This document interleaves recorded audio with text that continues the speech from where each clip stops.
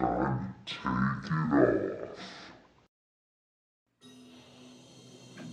Well, hello, it's LaserDisc time. Where I sit around, drink beer, and watch a LaserDisc. Finally, it's LaserDisc time. Where I kick back with the beer, spin a LaserDisc. Few good men, House Party 2, Mrs. Doubtfire and Turbulence, Highlander 2, X-Files, Garth Brooks, and the True Lies. Well, hello, it's LaserDisc time.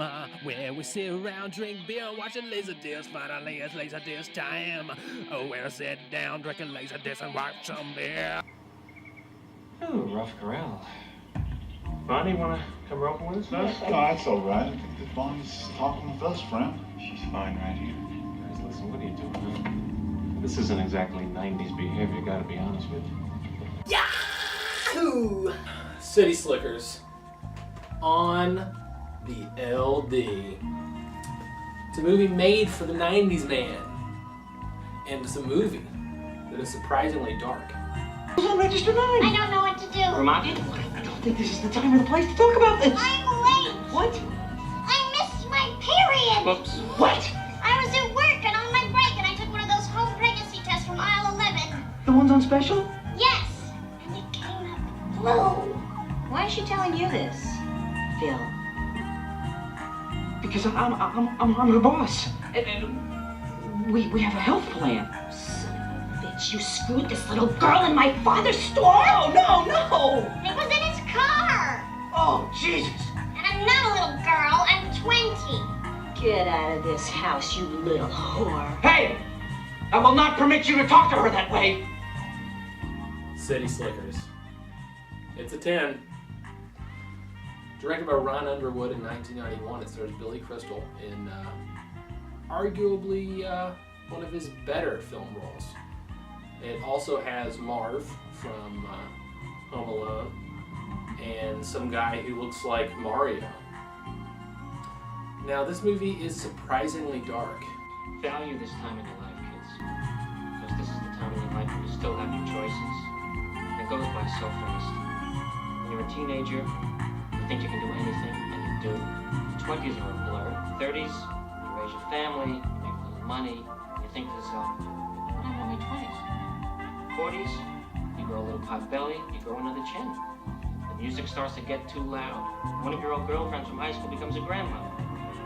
50s, you have a minor surgery. You'll call it a procedure, but it's a surgery. 60s, you'll have a major surgery. The music is still loud, but it doesn't matter because you can't hear it anyway. 70s, you and the wife retire to Fort Lauderdale. Start eating dinner at 2 o'clock in the afternoon. Get lunch around 10, breakfast the night before. Spend most of your time wandering around malls looking for the ultimate soft yogurt and muttering, how come the kids don't fall? How come the kids don't fall? The 80s, you'll have a major stroke. You end up battling with some Jamaican nurse who your wife can't stand, but who you call mama. Any questions? And deals with a lot of heavy stuff. It's about men dealing with midlife and careers they don't like anymore. Thank God, because my nipples were killing me. You have the death of a mentor. You have a man cheating on his wife. And you have a poor baby calf that almost dies like 10 times. But Billy Crystal saves the day. Now, I don't remember it ever really being this sad because I only ever watched the sequel. City Slickers 2, The Legend of Curly's Gold. It was pretty bad. Hopefully we'll be seeing that on LD soon. But what stands out about this film is that it is a real-life comedy. It's almost like a romantic comedy in the sense that it is 3 men romancing adventure. Yahoo! It's a good Yahoo, son. Thank you. So this film, as mentioned, was directed by Ron Underwood, and the reason why I reviewed it is because it is signed by Mr. Ron Underwood himself. To John, happy trails, Ron Underwood.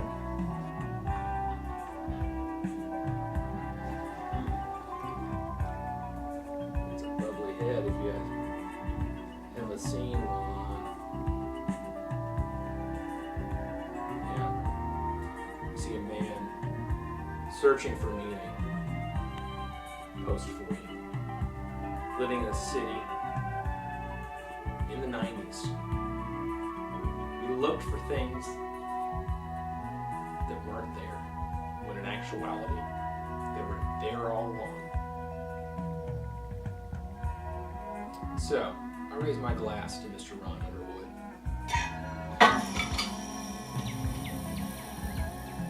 For the transfer, I'm going to have to give it a 9 out of 10.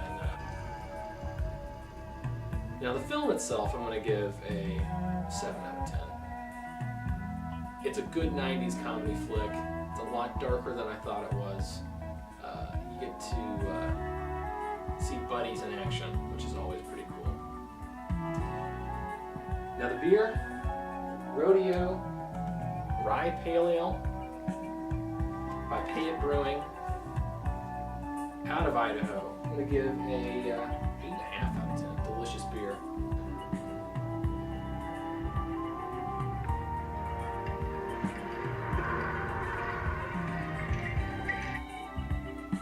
Delicious beer.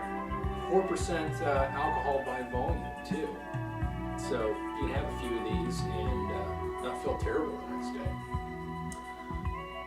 It's surprisingly hoppy for an RPA, and I will definitely say pick this up if you see it. Payette's had a few other beers that I've come across that are also really good. They're definitely a brewery to watch over the next couple years because they're doing some really cool things. And you know, who doesn't like going to a rodeo? Who doesn't like Billy Crystal? And who doesn't like saying Yahoo? Happy trails.